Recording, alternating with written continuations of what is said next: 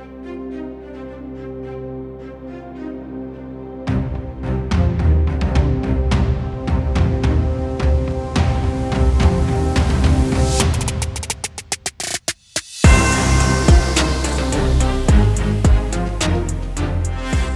right, thanks for tuning in to the Football Talk Squadron. I'm Dutch. I'm Maul. And I'm Pops. And this is our college episode. So this week we're going to do a little bit more. We've been changing it up, I feel like, every week. And this one I thought was good because Maul asked for this in text, and we're going to do it because Maul asked for it, which was Maul was like, hey, I really think we should have some trivia on the top 20. So these guys, hopefully they prepared a little bit. Here's our top 20 trivia, or top 25 trivia. So I'm going to share my screen and I'll read it out loud for those people who are just listening at home. That way you guys can try to figure it out. But what I'm asking for is I'm asking for these guys to try to figure out who these teams are. So here we go. So we got 4 teams. Team number 1, they have a top 10 loss. And this is against when they played, this is who they played, was top 10 loss. They have 4 wins versus the Power 4.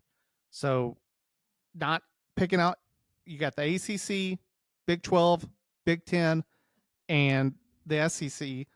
Those are the Power 4. You have 1 win versus a non-Power 4. No ranked wins. Team 2 also has a top 10 loss. They have 3 wins versus Power 4, 2 wins versus non-Power 4. But they also have one of those wins is against a top 10 team. So they're 5-1 as well. Team 3 has a top 10 loss, has 2 wins versus the Power 4, 3 wins versus non-Power 4, no ranked wins. Team number 4 has a top 25 loss, 3 wins versus Power 4, 2 wins versus non-Power 4, and one of those wins came against a top 10 team. So what I'll ask you guys is first to try to figure out who these teams are. But before you do that, so not first thing I want you to do is if you had to rank these teams in order of how they should be ranked in the rankings, where would you guys put these teams? So real fast, the losses and like the wins against the ranked teams, that was like when they played the game. Yep. So each one of these teams only has 1 loss in it. So that when they played the game, this is who they lost to in terms of where that team was ranked. And where that team was ranked when they had that win, if they were a top 10 team, they won when that team was ranked in the top 10. I'm pretty sure I know who number 1 is. Okay. I don't need the team, but for right now, tell me how would you rank the teams in terms of the best team should be the highest rated is like, say, team 4 or however, if that makes sense, just based upon this criteria. I almost have to go 2, 1, 3, 4. That's where I'm at too, because 4's got the worst loss, and yes. then you've got 2 that's beat somebody in the top 10. So does it matter that Team 3 has no ranked wins, but Team 4 does have a ranked win? It does. That's where it's tough. Like their records as far as like who they're playing is pretty similar. They both have a loss. Yeah, that one is tough. I guess 3 and 4 are pretty interchangeable there for me. It could be either way. Okay, now can you guess who these teams are? And I'll pull up the graphic here in a second after you guys lay down your predictions of who do you think these teams are. I think number 1 is Clemson. Okay. Who do you think number 2 is? Or Pops, do you think anything different for number 1? Man, I did not think Clemson, but now looking at it, I feel Team 1 beat Clemson as well. Any guesses on team number 2? Although I keep looking at Team 1, and based on who they've played, no ranked wins, but they lost in the top 10. I feel they like lost to Georgia. They've beaten all other Power 4. Their only other non-Power 4 team they played was App State, but they haven't beaten any ranked teams. Yeah. That's the only reason I think it was Clemson. That's fair.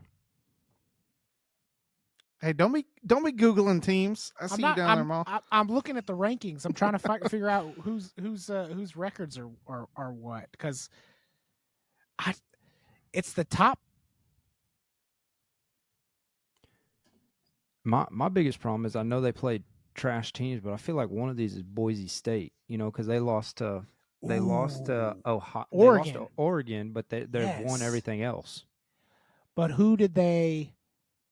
They've got to be team 3 then, because they haven't beaten a ranked team. I will let you know Boise State is not in this because they have 0 wins against Power 4 teams. And that's what they played trash teams. Yeah. The hard part for me is all the losses, because I'm trying to think of like people who are in the top of the rankings, and like all these losses are for teams that they didn't lose to anybody. They all lost to unranked teams. Like Tennessee lost to Kentucky, Ole Miss lost to now LSU, so they've got more than one loss. Ole Miss Bama lost to Kentucky. Vanderbilt. Georgia lost to Alabama, obviously. So right, I'll take down the graph. When they played Clemson, Clemson wasn't a top 10 team, were they? Or was Clemson 10? Clemson. No, was they in were the rankings. They were higher when they played Clemson. Georgia? Yeah, Clemson. Georgia was number 1 Georgia in the was nation. number 1. No, I know, but I'm saying Clemson wasn't that high. They were weren't 14. Yeah, so that's what I'm saying. They weren't a top 10 team. They didn't have. That's why I'm saying Georgia's not one of them, because they don't have a win against a top 10 team. Here, I'll pull down the graphic and I'll throw up the one that has the answers. Is one you want to throw it back up? You want another guess? I felt like top 25 though, because they weren't ranked at the time. I felt like one of them might have been Notre Dame. No, because their loss was still an unranked team too. That's what I'm saying. That's what I was saying. It wasn't at 25. Look at that. The number 1 team was Clemson. The number 2 team that you guys all had as the number 1 seed was A&M.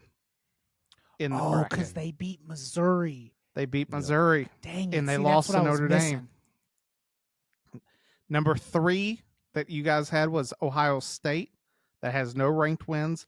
And then number 4 was LSU. They lose to USC in opening week, and their top 10 victory just came last week against Ole Miss in Baton Rouge. So the reason I bring this up, and I think Maul did a good job of asking for this, is this is where that bias comes in.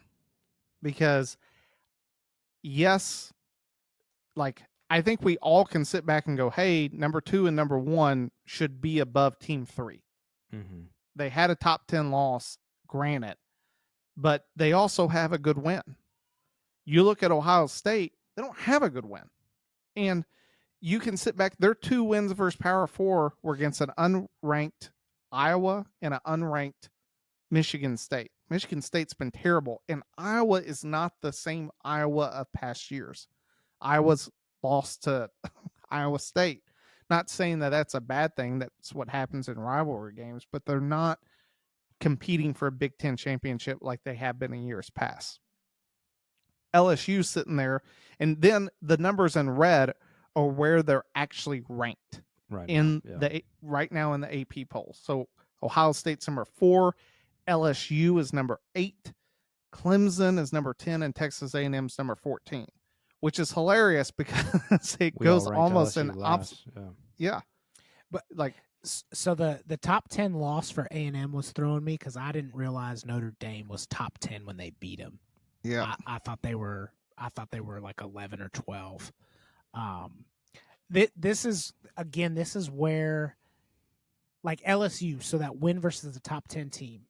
I'm not taking away that them beating Ole Miss was a big win. That was a big win for them.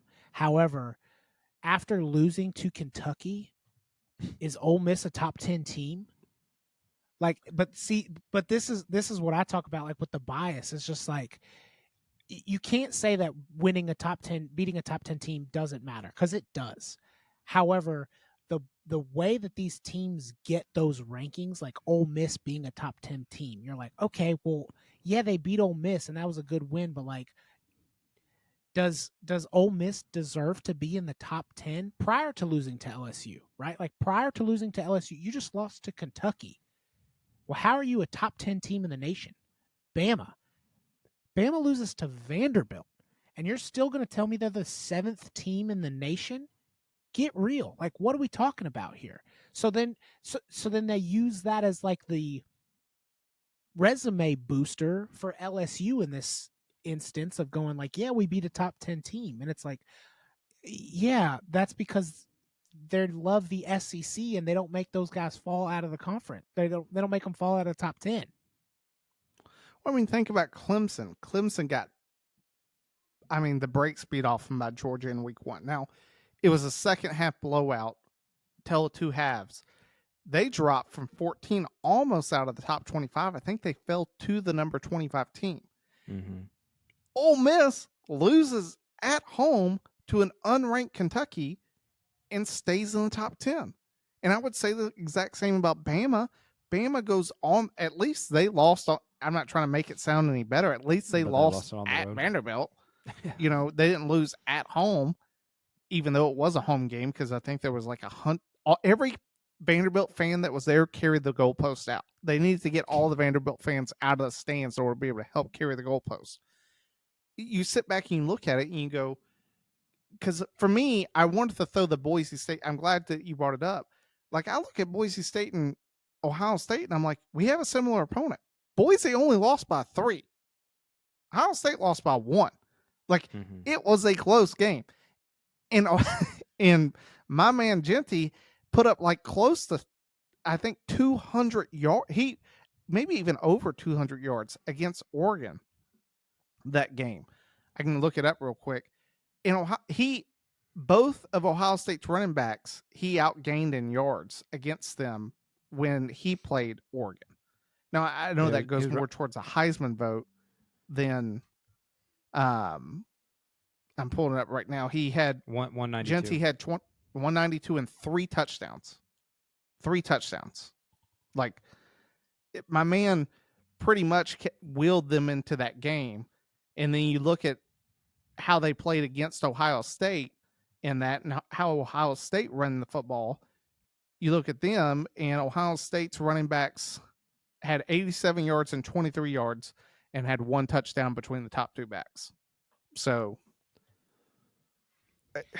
this is where I get frustrated at Ohio State.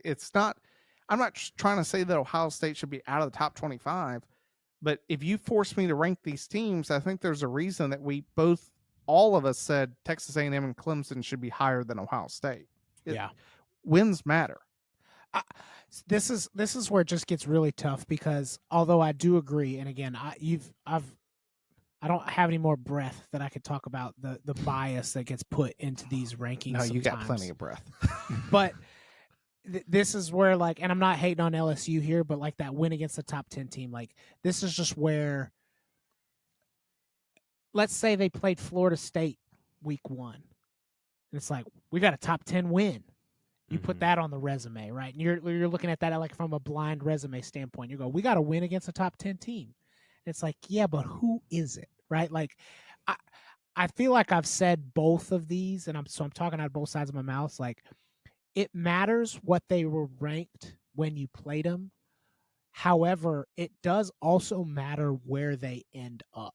Like, that's like something that's just so hard you can't plug it into a computer. That's why I think the BCS was stupid, because the computer can't necessarily delineate between that, right? Like, you just tell them a top 10 win matters or it doesn't. That's why, like, in 2003, USC was the number 1 team in the nation, undefeated. They win their last game and then don't get to play in the national championship, quote unquote, from the BCS, because a team that they had already beaten previous lost, and that made their ranking or their strength of schedule somehow like worse. So that's why they let LSU play in the Sugar Bowl against whoever they played. And you're like, what? Can you imagine? Like, think about that. Bama's the number 1 team in the nation, or Georgia's the number 1 team in the nation, or in this case for Pops, Texas is the number 1 team in the nation.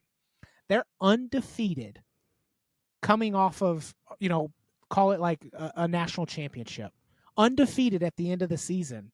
win all their games, and they go, nah, you don't get to play in the national championship because somebody that you did beat lost to somebody who they shouldn't have lost to. So now your record is now weaker. So we're going to put these other teams in, one with a loss, by the way, into the national championship. Can you even fathom that?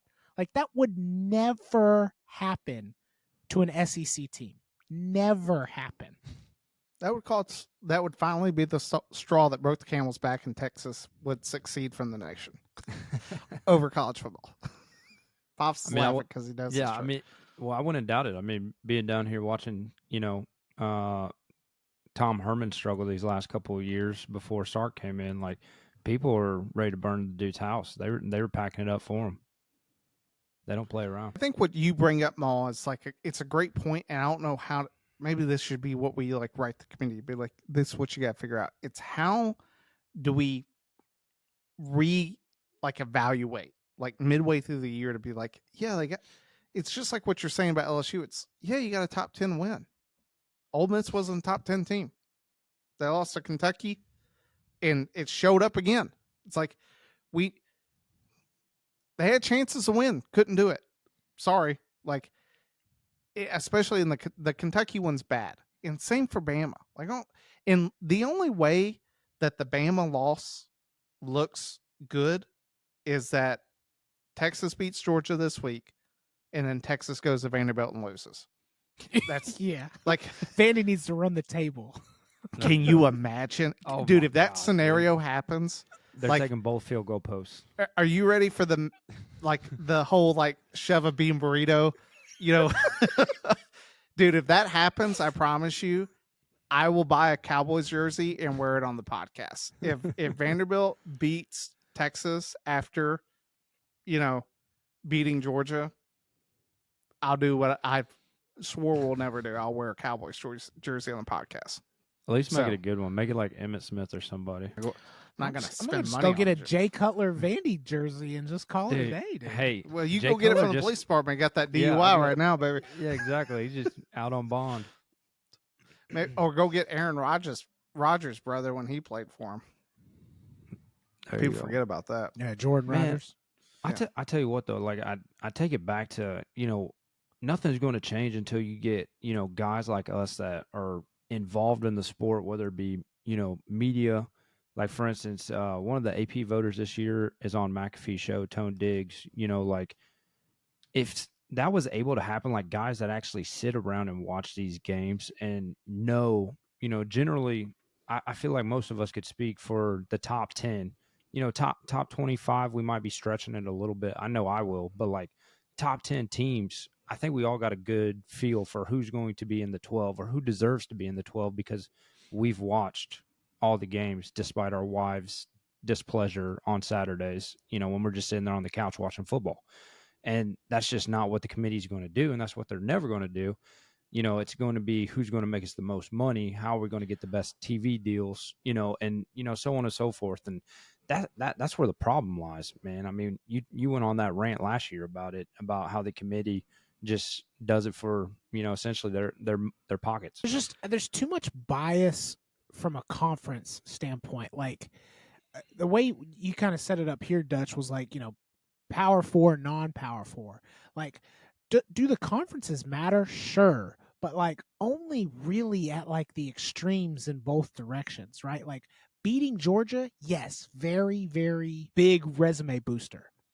Losing to Vandy, also just as big of a negative resume, detractor, right? Mm-hmm. Like everywhere they're in between, like, is Arkansas better than Iowa? Like, you can't tell me yes just because they play in the SEC. Like, that is just the biggest bull wash I've ever heard. You know what I mean? Like, you can't say, but I feel like that plays into some of these rankings, especially the preseason rankings, which again, I've beat a dead horse on that from like Florida State is the perfect example of like, would a top 10 win have mattered week 1? Yeah, absolutely. It was huge for Georgia Tech. But then it turns out, okay, maybe not that huge because Florida State can't beat Cal. Like, and it's just like, if you're in the middle, if you're not in those extremes, like it's all the same, right? It's non-power 4 or power 4, and that's really all that should matter. But that's not how these rankings get drawn out. And I'm not saying there needs to be this like concrete set of rules. Like it is fluid and kind of depends on situations, but they're so inconsistent with how they rank certain teams and how they give passes to, you know, I'm not defending USC, but like when they lost to Minnesota, terrible I was loss. about to bring Terrible. that up. I was But I like, mean, you're just talking like the two extremes. You had Michigan and then you had Minnesota. Yeah, Just but say just it, straight Maul. bounced, right? No, and I get it, like straight bounced. But somehow, like, and again, I'm not USC is not playing that well. They're not a great team, but it's like, hey, we beat LSU, right? So like, does that detract from LSU's resume?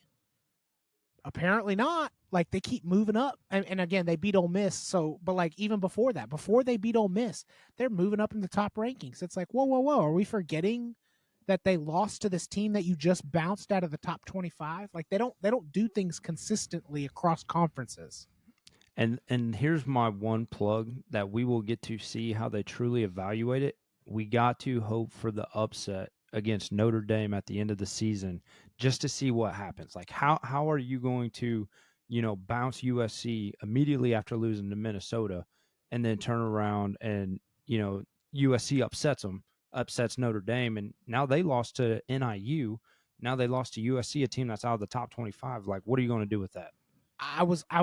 I mean, for that exact, I was so obviously I wanted USC to win, but I was so excited just to see what they did with Penn State because, like, again, I'm not USC is not playing top 25 football. I'm not voting for them, but I'm saying is like all three of our losses, we were winning in the fourth quarter.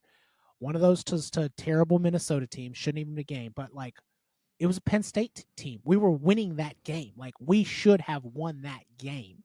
Right now, the win matters. So Penn State survives and goes on. But like I was just really excited to see if we would have won that game, what they did to Penn State. Like because Penn State fans probably know all too well that they don't get the same treatment as Ohio State typically gets. Right. 100%. Like you think if any other team loses to Vanderbilt, they're still in the top 10. No chance. No freaking chance. You're losing to an unranked Vanderbilt team and staying in the top 10. This is where we've talked about it time and time again. We can't watch every game. We can't watch every game. I just looked up the selection committee this season. Four people on the selection committee are athletic directors. One at the University of Miami, one at Arkansas, one at Baylor, one at Virginia. You're an athletic director. The idea that one of those athletic directors tonight is turning on Oregon and Purdue, slim to none. And then on a Saturday when your team's playing and there's donors, there's all these people before and after the game that you're meeting with, the idea that they like went back and watched Georgia, Texas to figure out what happened, to sit back. All they did was they just read through the scores at the end of the game. Like that's the bigger point of emphasis that drives me insane. It's like this perception that these people that have been entrusted with ranking the teams even watch the games. Because I can tell you, like, I'm busy and my job's not to run an athletic school.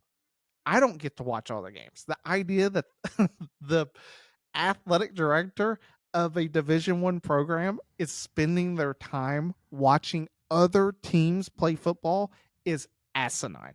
It's asinine. And it's why the rankings every year, you just sort of sit back and you're like, how in the world did they rank these teams like that? And it's like, because they don't watch the games. And it's why when you lose early, like I hate saying it, losing early helps because the committee, it's not fresh on their minds because they don't watch the games. You forget about it. Yeah. So, I mean, this week, to get into some of this week's games, we do have some good games. We have two colossal matchups in terms. One has, I would argue, who's going to be in charge of the SEC. The other one is really who's sort of getting eliminated from contention in the CFP playoff. So that one is Alabama, Tennessee. Somehow Alabama's favored in the game going to Tennessee. It's a 3:30 kickoff at Neyland Stadium. And then the other colossal game, which I feel like has not got the hype that I was expecting this game to get, is Georgia at Texas. Texas right now is -5. Mm-hmm. Thoughts on the games? Who would have guessed that 3 out of the 4 of these teams wouldn't be undefeated at this point in the season? Like, I think that's the bigger, probably why, the hype should be there, but like, at the beginning of the season, you knew one of them was going to have a loss with Bama and Georgia having already played, but like at this point in the season, you're thinking like that's the only loss among these 4 teams at this point. You know what I mean? Well, we talk about it's funny that we started off sort of comparing schedules. Georgia needs this game. Yeah, they do. Because you look at the rest of their schedule, they're going to play Florida next, Ole Miss, Tennessee, Massachusetts, and Georgia Tech. If Tennessee gets beat by Bama, they're falling even farther south. Who knows what Ole Miss is going to do? Ole Miss still has some, by the end of the season, they may not even be top 25, depending on just how their season goes. You sort of look at Georgia, yeah, they beat Clemson, which is a good win. But outside of that, they're not going to have a whole lot to stand on. They really need the win at Texas, which I don't know. Yeah, Georgia had really strong preseason schedule, and like as the season's playing out, their schedule is getting weaker and weaker. So like you're right, like they can't remember that whole graphic that I put up when there was like they could lose 3 of these games and still make the playoffs. And again, preseason rankings, that was probably true, but as these games keep falling out, and teams all of a sudden are like, dude, Ole Miss and Tennessee aren't going to be in the rankings after this weekend. Like they can't afford to lose any more games, especially if they drop this one to Texas, which I actually believe they will. Same boat. Like I know Pops is hating us saying it, but I really think Texas is going to boat race Georgia. I think that what we saw in the first half of the Bama game against Georgia, that's Georgia's come out slow every single game. They have yet to come out fast. Texas, I think, is going to come out fast.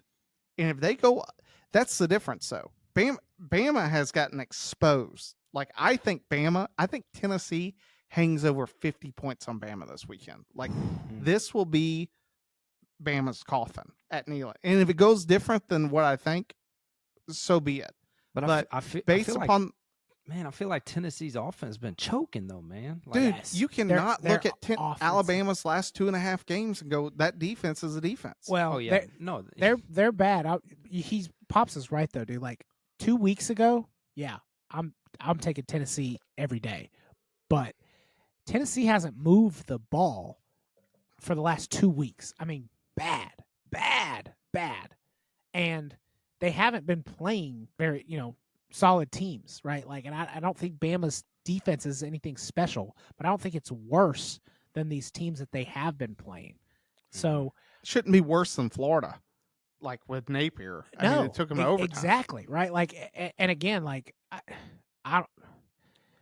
The thing I'm not seeing from teams this year, like, I'm not seeing it from Georgia, and I've heard McAfee was sort of talking about it, and I've seen some other guys on TikTok talk about it more with NIL. Dude, I don't see dudes coming out like just fired up. Like it's almost like guys are walking through. Like it's just it's sort of nuts. And one of the TikToks I saw was talking about the offensive lineman he never mentioned his name, but everyone was like, "Oh, that was him." He was hurt, and it was like he was cleared by the medical staff to play. But apparently his agent was like, "Hey, you don't need to go out and look bad against a bad team. It's going to hurt your draft stock. So it's better if you just sit out." So he sat out. He didn't even travel with the team. We're moving bowl games to the middle of the season now. Dude, it's going to become that way. Like, I just sort of sit back and it's like, I look at Bama's had a guy so far. Other teams have had a guy that it's like, because what one of the guys was talking about, it makes it really difficult to be hard on a college kid. Because the second, like, hey, you're not doing the things that we told you need to do, we're putting you on the bench. The kid's like, peace. See ya. I'm declaring my red shirt. I'll be going next year. It's like you can't do it because it's like I don't have the depth. Like I can't just go sign another college kid in the middle of the season to be another D lineman. So unrelated sport wise, but very related to this same topic. Y'all see the Virginia head coach of the basketball team just retired? Yeah. For this exact reason. I mean, he came out and said it. He was just like, look, he's like, I am 100% in favor of the students, these student athletes collecting revenue. Like they bring too much to the colleges to like not be compensating them. He goes, but college athletics is broken right now. He's like, the NCAA and college athletics is just broken. Like he doesn't know what to do with it. So he's just like, he's like, I was a good coach before all that. Like I was a good coach in the old system. He's like, I don't know how to do with this. So he doesn't want to be a part of it. And I don't blame him. Like this is getting crazy where it's just like, and again, you can't necessarily fault the dudes because, like, let's be honest. Like, what if I was 22 years old and someone was like, "Hey, you want $10 million to put a Kool-Aid patch on your arm?" Yeah, dude, sign me up. Wait, I don't got to play games anymore? Like, yeah, I'll show up, work out, look big, and pretend I'm going to do something. But if I don't want to, like, I'm getting paid. And I remember we talked about this, over the summer, like that's the problem is like, yes, you want these kids to get paid, but then on the other end, like when they're making way too much money, I mean, they're pretty much becoming a professional in college. And now we're seeing the aftermath of this of, coaches are in a rock and a hard place. These dudes don't want to show up for practice and play and, all this other stuff. And it's dude, professionals in the pros. Yeah, professionals in the pros are having these problems. Like, what do you expect a college kid to do who's got physics exams later in the week? Well, the somebody's difference taking is- those. Yeah, I mean the difference Somebody is not the dudes on the football field. you ain't wrong. It's like Hassan Reddick with the Jets. It's like my man's holding out, not playing. But Pops, he was sending out a text message to us. It's like at the end of the year, if he doesn't play, he owes the Jets $10 million. Why? Because you signed a contract. This contract says if you don't play, not only are you not getting paid, you're getting fined. Like you're owing us money. We took a chance on you with a draft pick. You're going to pay us. College kids are completely immune. It's like, hey, we're going to pay you $1 million to play. I don't feel like playing anymore. I still got my $1 million. See ya. Like, and that to me is the bigger issue with college athletics. Is they're going to have to go to. You got to create loyalty, and the only way you can create loyalty is through a contract. Like, sorry, you signed on with Ole Miss. They paid you. You're with Ole Miss now. You've got to fulfill at least a year with them before leaving. And we saw that loophole get played out with the dude that went to go watch. He left Alabama, went to go watch Caitlin Clark playing the NCAA, collected $100,000. Yeah, $100,000 with Iowa, and then went right back to Bama. Which it's funny because it's like Oregon subbed in an extra player to, which I find funny that everyone's like, oh, that was dirty. And I'm like, it could have not worked. Like Oregon got lucky. Like, I'm sorry, one dude on the extra side of the team, like I get it if he like rushed or something, they just dropped him back in coverage. They had Jeremiah Smith one-on-one coverage at the bottom of the screen. No one like brings that up. It was just they got lucky. Yeah, and it's like that extra guy on the field didn't change that pass deflection whatsoever. Exactly. But the NCAA immediately goes in there like, change that. That's bad. Eliminate that. But they don't have an answer for guys just like what you're talking about, Pops. Like a guy goes up to Iowa, which I'm not dogging the player. If the rules are like that, I'm not going to hate on the player. It's the organization that's done this. Which, again, it comes down to like in the pros, it's like they're not just paying some bum off the street like top dollar, right? Like the guys that are sitting out and the guys that they're paying these contract to is because it's like we've seen you perform. Like we know what you can do on a football field. In the pros, here's your contract to play for us. They're literally signing high school kids right now to NIL deals. And it's just like, by just law of attrition, 65% of those aren't even going to pan out on the football field. You know what I mean? And you're just wasting money at that point. So, I mean, that's, again, it's not the player's fault. It's the people with the money that are paying people who haven't done anything to do nothing and then get mad when those said kids do nothing. whichever one wanted to attack Saban on NIL, but now I understand it more because he said that he was like the first questions I had to ask after we lose to Michigan is, "Hey, coach, how much you gonna pay me next year to come back?" It was like not like how can we get better as a team, how can we, win. It was how do I line my pot? And I know I'm a Bama fan. I like Saban's approach, which was, come here.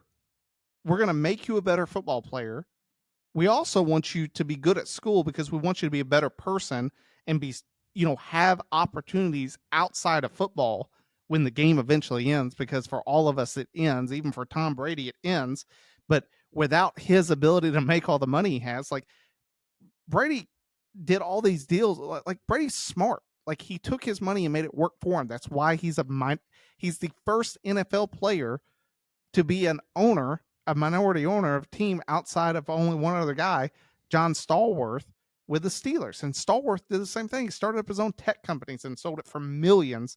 And Art Rooney loved him and was like, yeah, buy into, be a minority share of the Steelers. Like, it's rare. But like you look at college kids, and that's where I sit back and it's like, I'm not dogging the college kid. It's like if you gave me $250,000, yeah, I'd probably go buy Louis Vuitton shoes and have a gold chain and wear it around. Wear my suit in and look.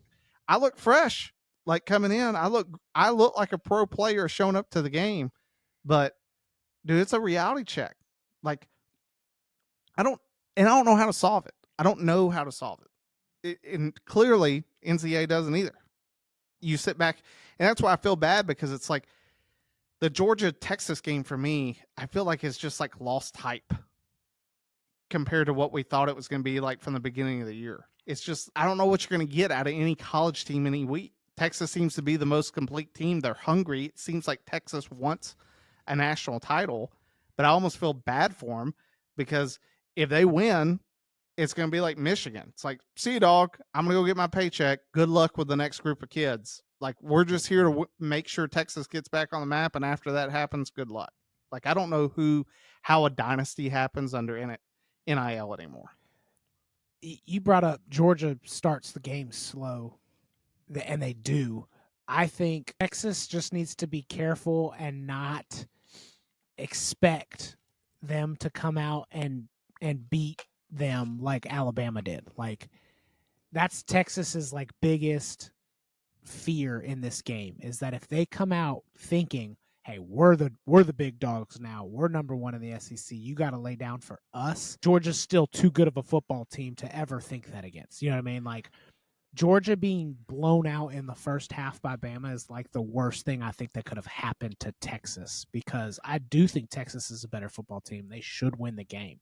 But like, if they don't come out fully expecting to get everything Georgia has from the first snap, they might lull themselves into a close game, which is not going to end up well for them.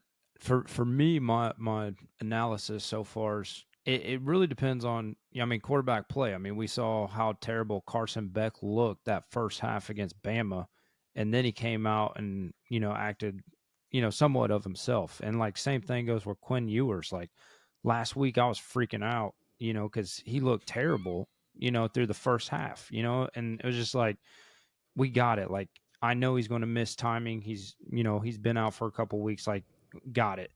But it's like, at what point, are you going to sub out? And thankfully, the defense made it so they didn't have to sub them out. But, going against Georgia, you've always got some semblance of a defense.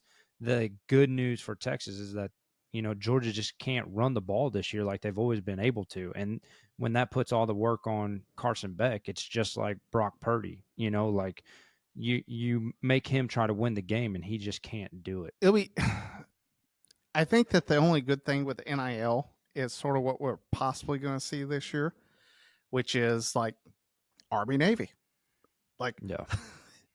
Here's kids that aren't getting paid any NIL, because I'm not going to lie, outside of them playing Bama, like if Army or Navy get into the CFP, you won't have anyone pulling harder for that team to like shock the world than me.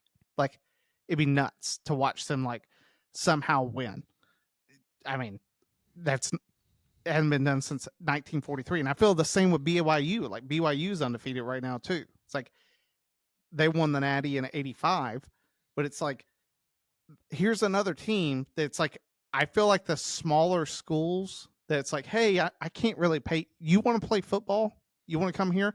Which Genty's like that guy at Boise State. It's like he was getting offered big time money to like move, and he's like, no, dude, I came here to play football at Boise. Boise took me in. I'm playing football for Boise. And that gif you sent out, Pops, dude, I was dying. Of like, dude, you cannot tell me Genty doesn't look like Michael Myers just standing in the back backfield. That's every play though. He says like he does that because he's just relaxed. Like that's it. That's his spot, and he just sits there, looking all creeper. Dude, that picture had me in tears looking at that because it's true. But like, I hope murdering defenses, dude, murdering teams, absolutely just rolling over them. Like, I hope that we get some. I hope the biases that Maul hates evaporate when they have multiple losses and you allow teams like BYU. Because let me tell you, BYU's undefeated at the end of the year, and they're the Big 12 champion. Outside of Texas being undefeated, there's no reason that they shouldn't be the number 2 team in the nation. Tell Florida State that. I will tell Florida State. Florida State is going to, like, I saw something that was like, you want to know what the bet of the year was? Florida State's over-under for wins was 9.5. Dude, you'd have that locked up by week 6 if you put the under. Like, oh, my goodness.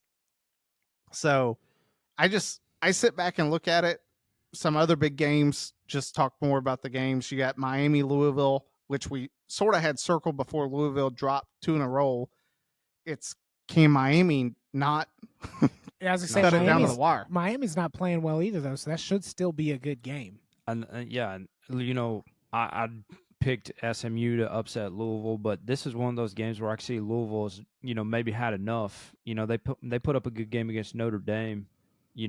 There's still something there left in the tank with that team, and I mean, I could see Miami, not being the team that gets down like they did against Cal and not being able to come back, against a team like Louisville. That's a little bit better than Cal. Now, I sit back.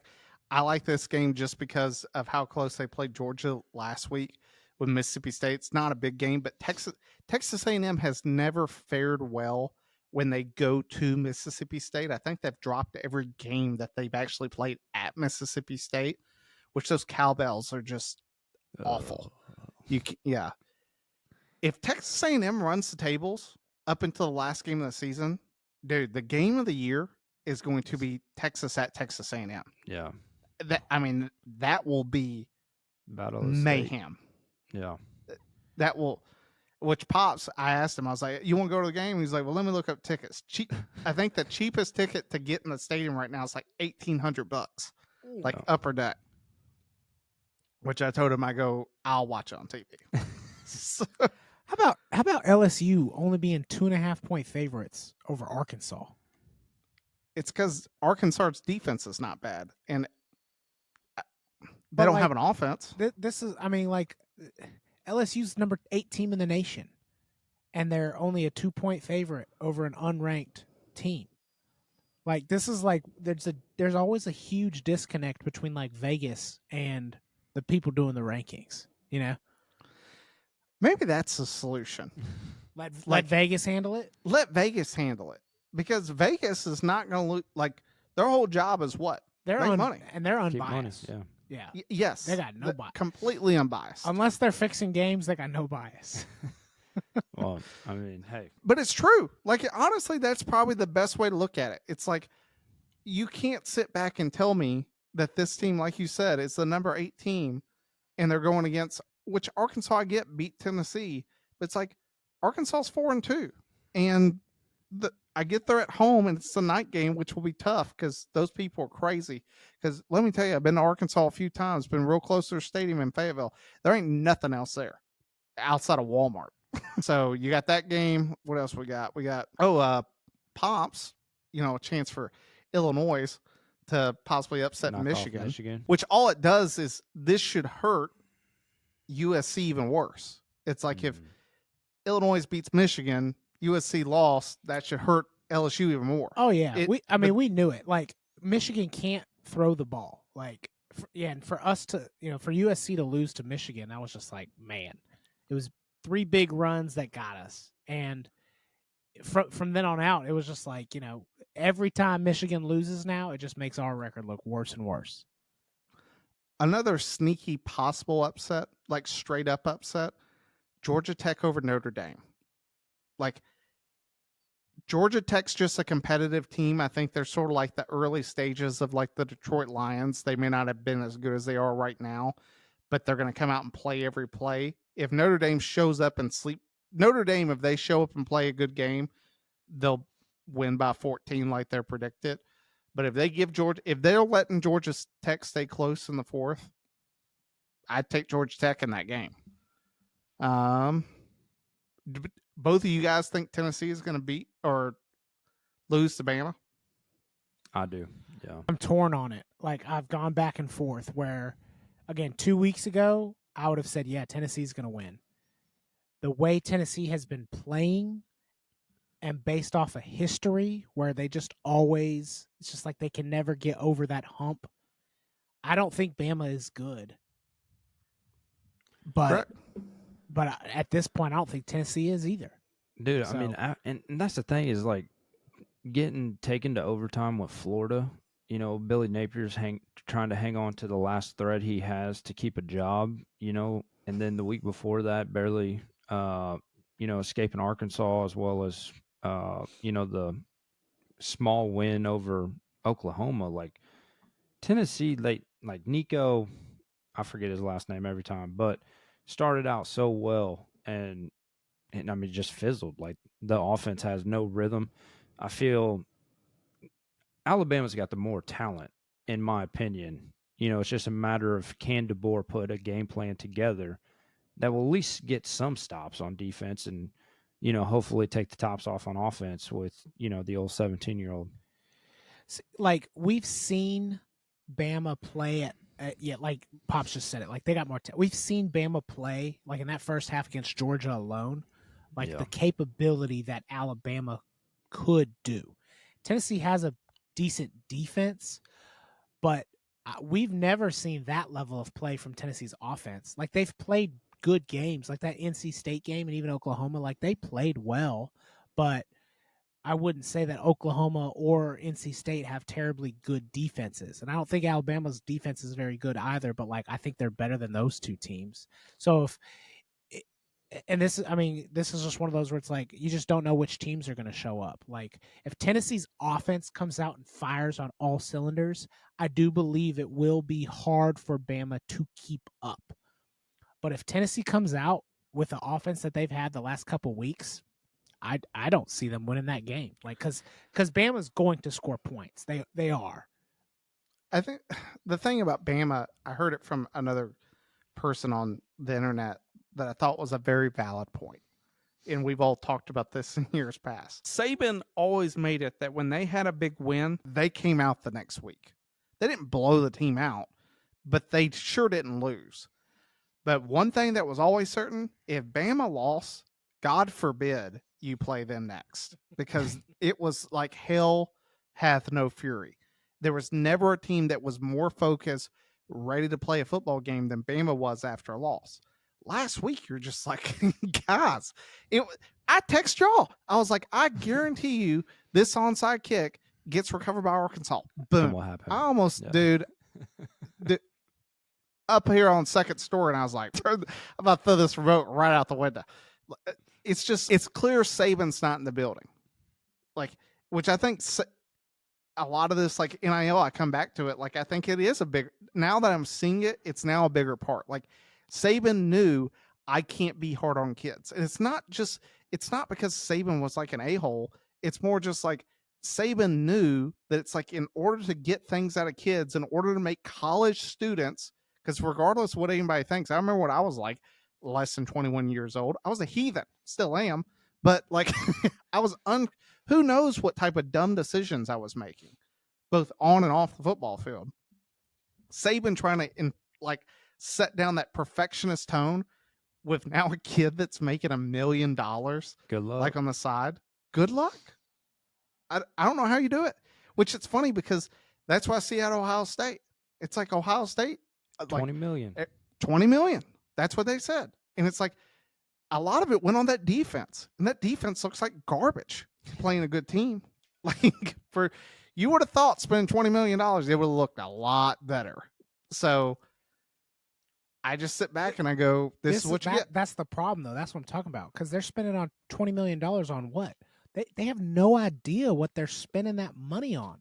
Half those kids they've never seen play outside of high school ball. You know what I mean? Like that. When the Patriots go out and spend money on people, it's because they've seen guys. Like they know who they're getting and what they're getting. We've seen you play at the level that you're about to play at, and we know you can do this, and you're worth this much to us. The way these teams, I mean, Oregon, the Phil Knight or whatever came out and straight up said it. He was just like, I do not care how much money it costs. Like, we're going to win a natty before I die. So you're going to spend as much money on any talent that's even possible to get them to go to Oregon. And it's just like, and again, that's not the kid's fault. That's not the college's fault. Like, that's the NCAA's fault for letting that happen. 100%. And difference, though, in the pros, it's almost like I want college teams to, like, understand that. Like we talked about with the pros, like, think about how many times in a draft they miss. Like, they get to see all these guys, even in the first round. It's like, how many times do teams just sort of be like, oh, my gosh, you believe we spent a first-round pick on that guy? That guy did not do anything. It's like pro teams get it wrong. And there's a much smaller refined pool, but like you said, paying some kid out of high school that it's like I could go down the street and watch a high school game. It's like I don't know what talent he ran for 400 yards. My man was playing against kids that like first time they've ever strapped on football pads like this season. Like I've seen professional athletes get out of Derrick Henry's way. I can't imagine what some high schoolers deciding. Like, oh, dude, I got math. Well, I got a physics test tomorrow. I ain't taking this hit. Yeah. Like, it just cracks me up. I think that you can see some talent coming out of high school. You can see the potential that, hey, I think this guy has some ability. But for me, like, another big thing with, like, high school to college now, we sort of talk about, like, pros going from college, like, quarterbacks in college aren't really working out in the, the pros. I look at it same with wide receivers in college. It's like, gone are the days of Larry Fitzgerald and Calvin Johnson that just caught everything. It's like you can't find a wide receiver now to catch a football to save their lives. It's like, I get it. My man, when he does catch it, he's gone. But it's a 50-50 chance whether he comes down with the ball because my man just cannot catch anything. DBs too, dude. DBs, they don't guard people anymore. Like anybody who guards anybody is immediately this like lockdown corner top 5 in the NFL or in the college. Now it's just like, how much holding can you get away with? Like that's what makes you a good corner. Can you hide grabbing jerseys and holding on to people? Because nobody knows how to guard anymore. Well, and I mean, do that belt. But you don't have to. Well, you don't have to because nobody's running routes. It's like, who's faster? Me, because I'm going to tug on your jersey when you run by me. And you're not going to catch it even if you burn me, so it don't matter. And that's why I like what Texas is doing because Sark builds game plans to put defenses have their weakest link be exposed. Because across in the NFL, you can't even find a team that has 3 good cornerbacks. College, good luck. It's like someone on there doesn't belong. And don't get me wrong, he's good enough to be a starter at Texas or a starter at Georgia, but he's not going pro. Like, he's not that guy. Texas has good wide receivers. It's all about just mismatching. And that's why I like Texas. Like, up until this is the biggest test for Texas because of Kirby Smart and a defense that I think that they will. Just what Maul said, Georgia getting smacked by Bama was the worst thing to happen to Texas. Now, I would have thought that Georgia would have came out the past few weeks and showed a little bit better and been more proficient and just sort of locked down.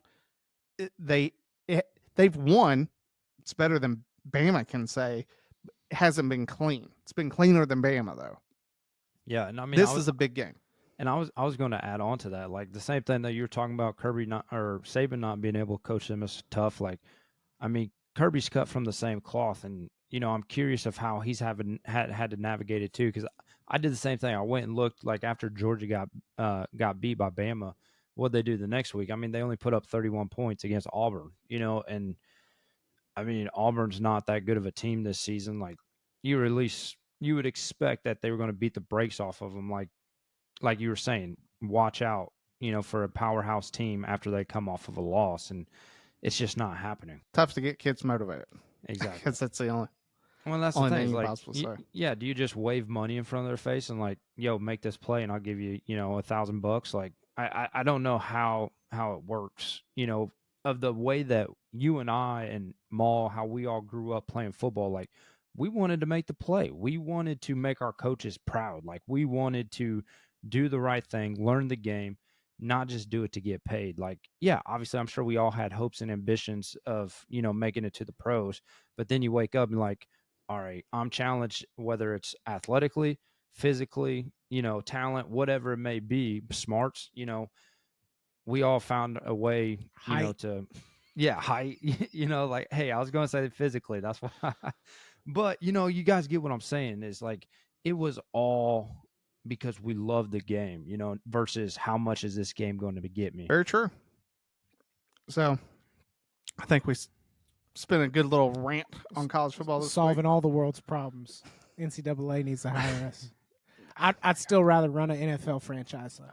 You know what I was bringing up? I thought about past episodes. When you guys were talking about how this is all going to shape up when the big dogs choke out the little schools with everybody getting paid now.